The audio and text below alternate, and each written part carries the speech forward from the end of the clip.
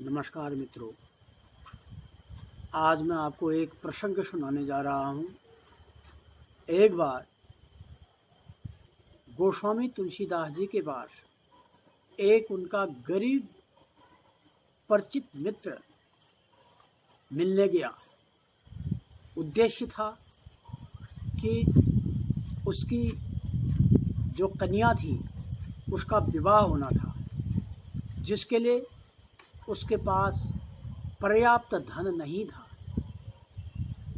इसी उद्देश्य की पूर्ति के लिए वह गोस्वामी तुलसीदास जी के पास गया, जिस पर गोस्वामी तुलसीदास जी ने कहा कि मैं तो हुआ पक्का फकीर।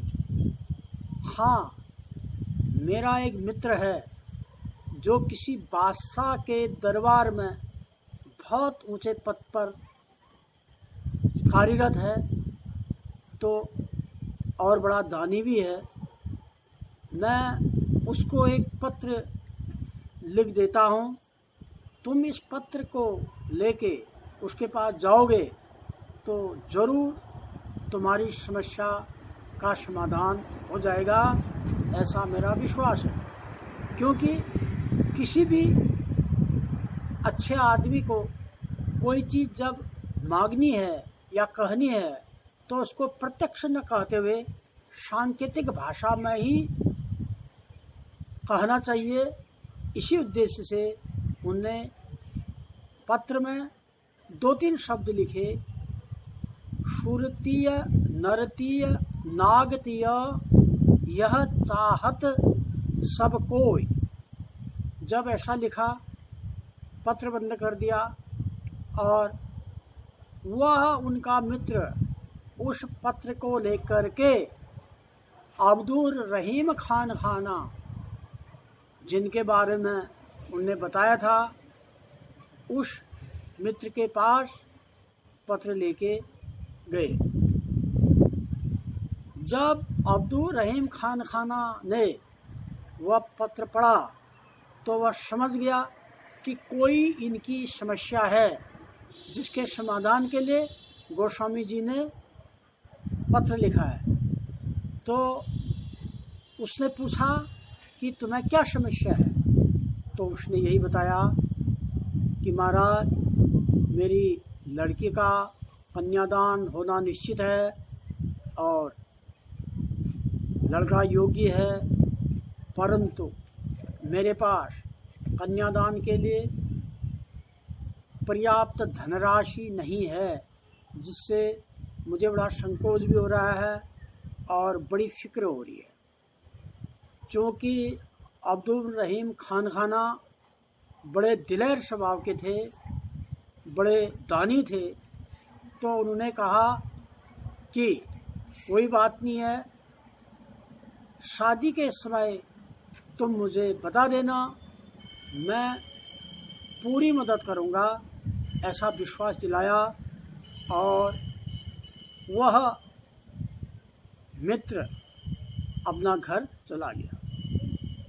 जब शादी की निश्चित तिथि आई तो अब्दुल रहीम खान खाना अपने जो भी उन्होंने विवाह के लिए सामान जोड़ा था, उस सामान को लेकर के वह विवाह मंडप में गए और एक सेवक उन्होंने अपने पास नियुक्त कर रखा था और उससे कन्यादान में जो भी सामान धनराज अर्पण करवाते थे, वह क्या करते थे कि जो सेवक है वह तो प्रत्येक चीज़ को समर्पित करता था। जो भी विवाह में कन्यादान के समय कपड़ा लत्ता वस्त्र इत्यादि या बर्तन इत्यादि या जो भी आभूषण इत्यादि हैं, द्रव्य, सब सेवक करता था।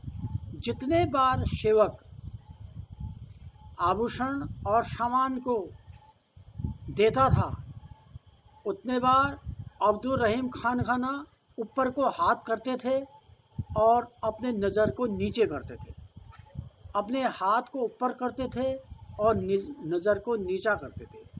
सेवक देते जाता, वह हाथ ऊपर करते, नज़र नीचे करते, हाथ ऊपर करते, नज़र नीचे करते।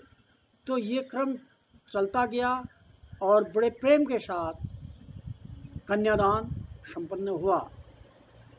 उसके बाद वह मित्र विवाह के बाद गोस्वामी तुलसीदास जी के पास गया तो तुलसीदास जी ने पूछा कि क्या कन्यादान संपन्न हुआ? उन्होंने कहा महाराज कन्यादान तो संपन्न हो गया, लेकिन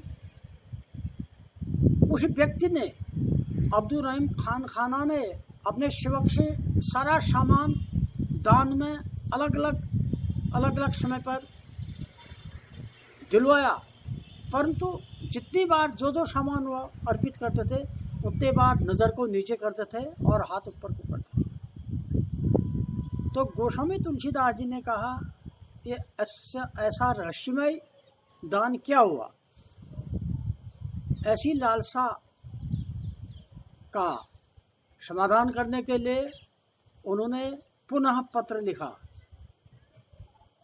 खान खाना को कि ये दान का तरीका क्या है कि ऊपर को हाथ करना और नीचे नज़र करना, ऊपर को हाथ करना, नीचे नज़र करना।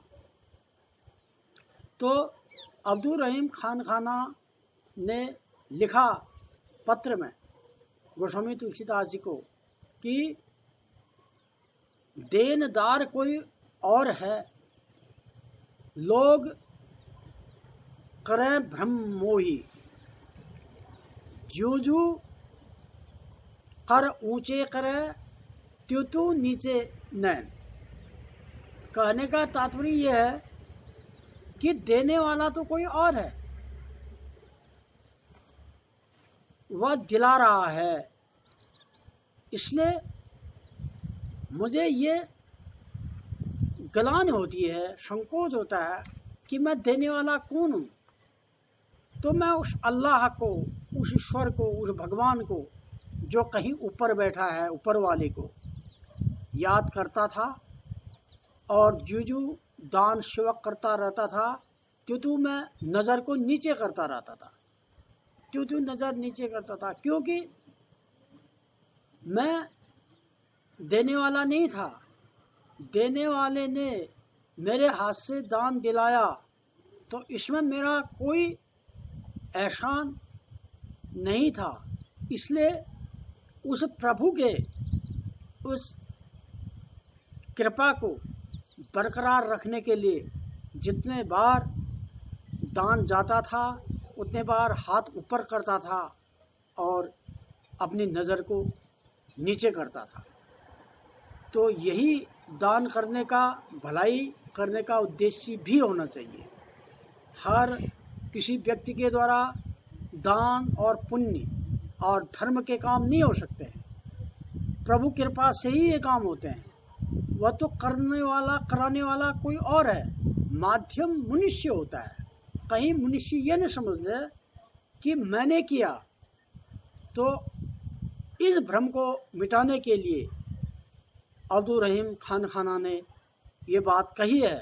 तो इन बातों से प्रत्येक मानव को अपने जीवन में शिक्षा लेनी चाहिए, तभी वह उस ईश्वर के अस्तित्व को समझ सकता है और धर्म, परोपकार, दानशीलता का जो मिशन है उसको निरंतर उन्नति की ओर ले जा सकता है। इन्हीं शब्दों के साथ मैं अपनी बात को विराम देता हूँ।